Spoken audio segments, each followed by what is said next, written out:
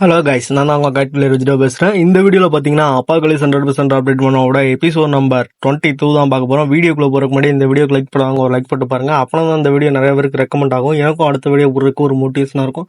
அதே மாதிரி இந்த வீடியோவோட பாஸ்ட் வீடியோ பார்க்காதவங்க லிங்க் டிஸ்கிரிப்ஷனில் இருக்குது, மறக்காம போய் செக் பண்ணி பாருங்கள். சரி, ஓகே கைஸ், வாங்க வீடியோக்குள்ளே போகலாம். போன சாப்டரில் அந்த மியூசியமில் இருக்க ஜாம்பிஸ் எல்லாம் கிளியர் பண்ணுறக்காண்டி கிளப்லாம் ஒன்று சேர்ந்து அப்படியே அங்கே போயிருப்பாங்க. அதுக்கப்புறம் பார்த்தீங்கன்னா பைனாகுலரில் பார்த்தீங்கன்னா ஜாம்பிஸ் எல்லாத்தையும் பார்த்தீங்கன்னா பார்த்துட்டு இருப்பான். அவனும் பார்த்தீங்கன்னா லின் ப்ரோ, நம்ம இந்த ஸ்ட்ராட்டஜி இப்படி தான் ஒர்க் பண்ண போகிறோமா, இது ரொம்ப டேஞ்சரஸாக தெரியுது அப்படின்னு சொல்லி அவன் சொல்ல, அதுக்கு நம்ம ஹீரோவும் பார்த்தீங்கன்னா ஆனால் உங்களுக்கு ஒரு விஷயம் தெரியுமா, நம்ம இங்கே பாஸாக மட்டும் இருந்தோம்னா யாருக்கும் இன்ஜுரி ஆகாது, அதே மாதிரி யாரும் சாகவும் மாட்டாங்க, இதை மற்றவங்களும் புரிஞ்சுப்பாங்க. இந்த மாதிரி வாய்ப்பு எப்பயாச்சும் ஒருக்கா தான் கிடைக்கும். இந்த வாய்ப்பு நம்ம கையில் நழுவி போகிறதுக்கு முன்னாடி இதை நம்ம சரியாக பிடிச்சி இதை சரியாக யூஸ் பண்ணிக்கணும் அப்படின்னு சொல்லி அவன் சொல்ல, கோவம் பார்த்தீங்கன்னா ஆல்ரைட் அப்படியே நம்ம பண்ணிடலாம் அப்படின்னு சொல்ல, மற்றவங்களுக்கு பார்த்தீங்கன்னா அப்போ அங்கே தான் இருந்திருப்பாங்க. அப்போ நம்ம ஹீரோவும் பார்த்தீங்கன்னா என்னோட ஃபாஸ்ட் ரொம்ப அதிகம், அதனால ஃபர்ஸ்ட் பேஜ் ஜாம்பியை ஏன்ட்ட விட்டுருங்க, நான் அதுங்க எல்லாத்தையும் பார்த்துக்கிறேன் அப்படின்னு சொல்லி அவன் சொல்லிட்டு கையில் பார்த்தீங்கன்னா ஒரு ராமிட் எடுத்துருப்பான். அதுவும் பார்த்தீங்கன்னா ஜாம்பி வைரஸில் ஊற வச்ச ஒரு ராமிட்டு. அப்போ அவனும் அதை எடுத்துட்டு, பிரதருக்கோ நான் இந்த முட்டா பீஸ் உங்ககிட்ட விட்டுறேன், அவனை நீங்களே பார்த்துக்கோங்க அப்படின்னு சொல்லி அவனும் பார்த்தீங்கன்னா டோன்ட் வரி அப்படின்னு சொல்லியிருப்பான். அடுத்த செகண்டே அதுக்கு ஆப் வைக்கிற மாதிரி நம்ம முட்டா பீஸும் பார்த்தீங்கன்னா கையில் இருக்க ஹேமரை வச்சுட்டு தண்டியா ஆட்டமும் ஆட கசரா கூட்டமும் கூட அப்படிங்கிற மாதிரி அவனும் டான்ஸ் ஆடிக்கிட்டு இருக்கான். இதெல்லாம் பார்த்துட்டு நம்ம ஹீரோ போய் இவன் என்ன பண்ணுறான் அப்படின்னு சொல்லிட்டு அவன் பார்த்துட்டு, சரி நான் கொடுத்த ஹேமர் இவனுக்கு ரொம்ப பிடிச்சிருக்கு போல இருக்கு, அதை அவனே வச்சுக்கிட்டோம், இவனுக்கு ஃபிட்டானா அது எனக்கு நல்லதான் அப்படின்னு சொல்லிட்டு அவனும் போக, அதுக்கப்புறம் பார்த்தீங்கன்னா அங்கே இருந்துட்டு இந்த கோர்கான் பார்த்தீங்கன்னா அவன் போன வேகத்தை பார்த்து ஷாக் ஆகிருப்பான்.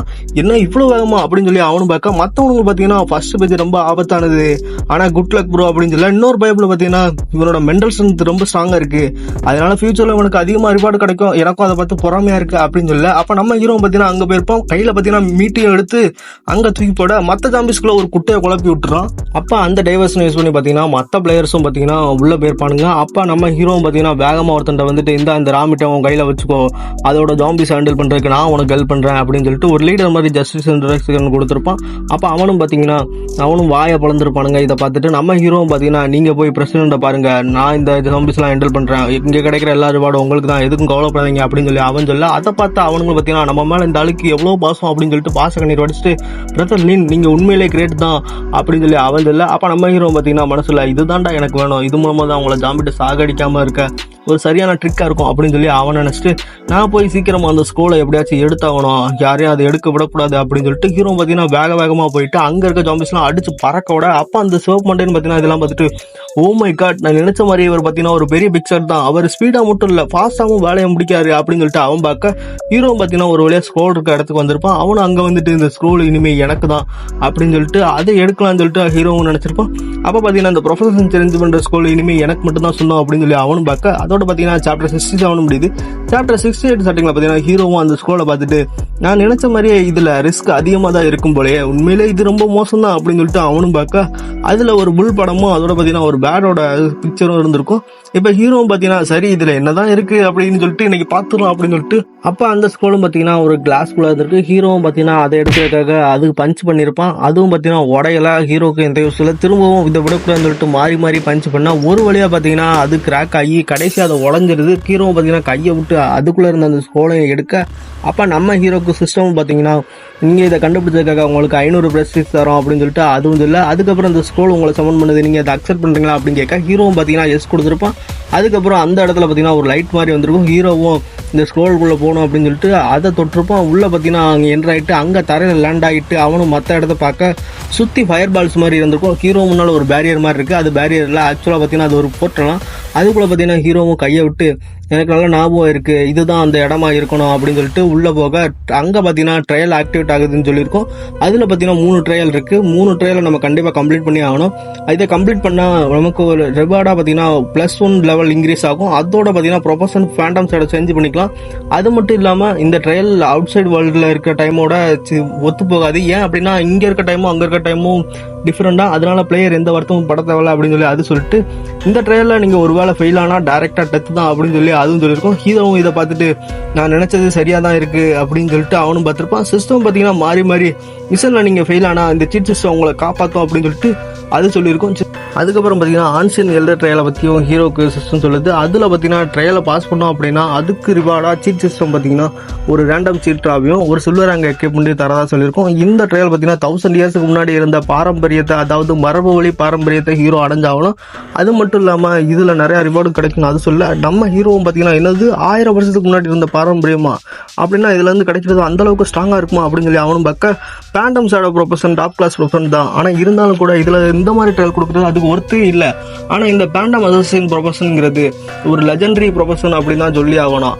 இது ஆன்ஷியன் ட்ரையன் கண்ட்ரியில் ஒரு முக்கியமான ஒன்றா இருந்துச்சு. இது வெறும் சில 1000 வருஷம் இருக்கிற ஹிஸ்ட்ரியை தான் கொண்டு இருக்கு. ஆனால் இருந்தாலும் கூட இதை வச்சு நான் லெவல் 50 வரைக்கும் போக முடியும். அதை மட்டும் பேண்டம் கார்டாக மாற்றினேன் அப்படின்னு சொன்னால் நான் லெவல் 80 வரைக்கும் போக முடியும். அதுவுமே நான் தேர்ட் ட்ரையல் கம்ப்ளீட் பண்ணால் மட்டும்தான் போக முடியும் அப்படின்னு சொல்லிட்டு அதெல்லாம் பார்த்துட்டு ஸ்டேட்மெண்ட்லாம் எனக்கு ரொம்ப குழப்பமாக இருக்குது அப்படின்னு சொல்லிட்டு சீஃப் ஜஸ்டிஸில் பார்த்தீங்கன்னா நம்ம ஹீரோவும் இங்கே என்ன தான் நடக்குதுன்னு எனக்கு தெளிவாக சொல்லு அப்படின்னு சொல்லி கேட்டிருப்பான். சீஃப் ஜஸ்டிஸும் பார்த்தீங்கன்னா அவன்கிட்ட எதுவுமே சொல்லாமல் லோடிங்கில் இருந்திருக்கும். ஹீரோவும் அதை பார்த்துட்டு இப்போ என்ன நான் மிஷின் அக்செப்ட் பண்ணணும் அவ்வளோதானே அப்படின்னு சொல்லிட்டு அக்செப்ட் பண்ணி தொலைறேன்னு அவனை அக்செப்ட் பண்ணேன்.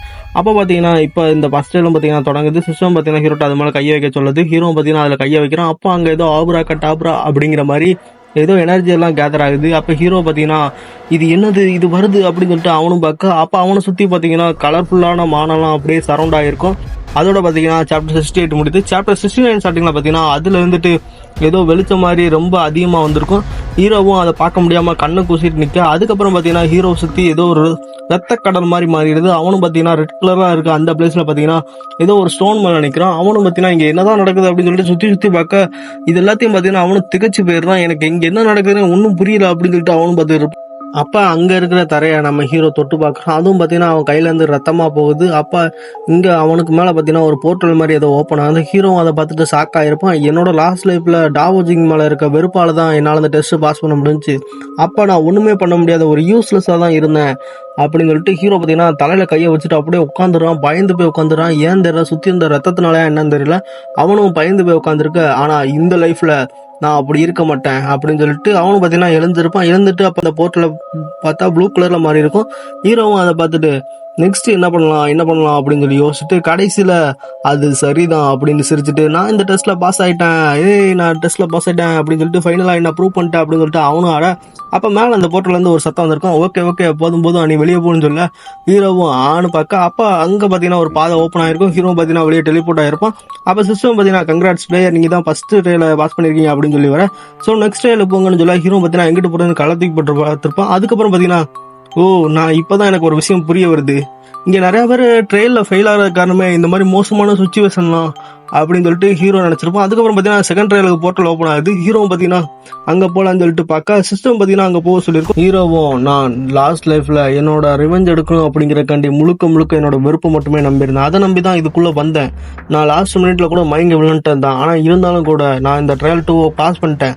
இது என்னோட லைஃபோட செகண்ட் டைம் எக்ஸ்பீரியன்ஸ் அப்படின்னு ஹீரோ நினச்சி அந்த ட்ரையல்குள்ளே போயிருப்பான். அவனுக்கு பார்த்தீங்கன்னா டயர்ட் ஆகுது. ஹீரோவும் பார்த்தீங்கன்னா இப்போ நம்ம இந்த ட்ரையல்குள்ளே இருக்கோம், நம்ம இங்கே கிவ் அப் பண்ணிடலாமா, இங்கே மயங்கி விழுந்துடலாமா, மயங்கி விழுந்துட்டா தேர்ட் ட்ரையல் தான் போக முடியுமா அப்படின்னு சொல்லிட்டு அவனும் நினைக்க இல்லை நான் இங்கே இப்படி நினைக்கக்கூடாது, நான் அப்படி பண்ணவும் கூடாது, நான் எதுக்காக கிவ் அப் பண்ணணும், லாஸ்ட் லைஃப்பில் எனக்கு இதோட எக்ஸ்பீரியன்ஸ் நல்லாவே என்கிட்ட இருக்குது, கண்டிப்பாக இந்த லைஃப்லேயும் என்னால் இந்த ட்ரையலை கம்ப்ளீட் பண்ண முடியும், இதோட எண்டை பார்க்கணும், இந்த வாய்ப்பு திரும்ப கிடைக்காது, இந்த வாய்ப்பு ஒரு தடவை தான் கிடச்சிருக்கு, இதை நான் மிஸ் பண்ணிடக்கூடாது அப்படின்னு சொல்லிட்டு ஹீரோவும் பார்த்தீங்கன்னா அவன் மனசில் நினச்சி பார்த்துருப்பான். லாஸ்ட் லைஃப் பில்லை பற்றி அவனும் பார்த்தீங்கன்னா நினச்சி பார்க்கலாம். லாஸ்ட் லைஃப்பில் இப்படி தான் நான் இருந்தேன், இந்த லைஃப்பில் நான் இப்போ இப்படி இருக்கேன், நான் கண்டிப்பாக என்னாலும் சரி முன்னேறி போகணும், இதுதான் முன்னாடி இருந்தேன்னா இப்போ இதுதான் நான் முன்னாடி இருக்கிறேன்னா அப்படின்னு சொல்லிட்டு அவன் ஒவ்வொரு ஸ்டெப்பாக அடுத்தடுத்து எடுத்து வைக்க அவனோட லாஸ்ட் லைஃப் மெமரிஸும் அவனுக்கும் பார்த்தீங்கன்னா பாடியும் டயர்ட் ஆகுது.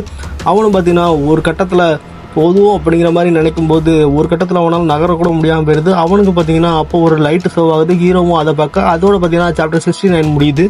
அவ்வளோதான் கைஸ் இந்த வீடியோ எப்படி இருந்துச்சுன்னு சொல்லிட்டு மறக்காம கமெண்ட் செக்ஷனில் கமெண்ட் பண்ணுங்கள். நம்ம வீடியோவில் என்ன தான் அன்லிஸ்டரில் போட்டு வச்சாலும் சேனலுக்குள்ளே போய்ட்டு மனக்கிட்ட தேடி எடுத்து போய் பார்க்குறீங்க, அது பார்த்து ரொம்ப சந்தோஷம் தான். பட் இருந்தாலும் ஓகே சரி, இந்த வீடியோக்கு எப்படின்னு சொல்லிட்டு லைக் பண்ணிவிட்டு சேனலை மறக்காமல் சப்ஸ்கிரைப் பண்ணி வச்சுக்கோங்க. புதுசாக பார்க்குறவங்க நிறைய பேர் சப்ஸ்கிரைப் பண்ணாமல் பார்த்துட்ருக்கீங்க, அதனால் சப்ஸ்கிரைப் பண்ணிட்டு பாருங்கள். அதோட பெல் பட்டனையும் ஆன் செட் பண்ணி வச்சுக்கோங்க கைஸ், அப்படின்னா தான் பார்த்தீங்கன்னா நோட்டிஃபிகேஷன் வரும். சரி ஓகே கைஸ், நான் உங்களை அடுத்த வீடியோவில் சந்திக்கிறேன். Tata bye bye guys.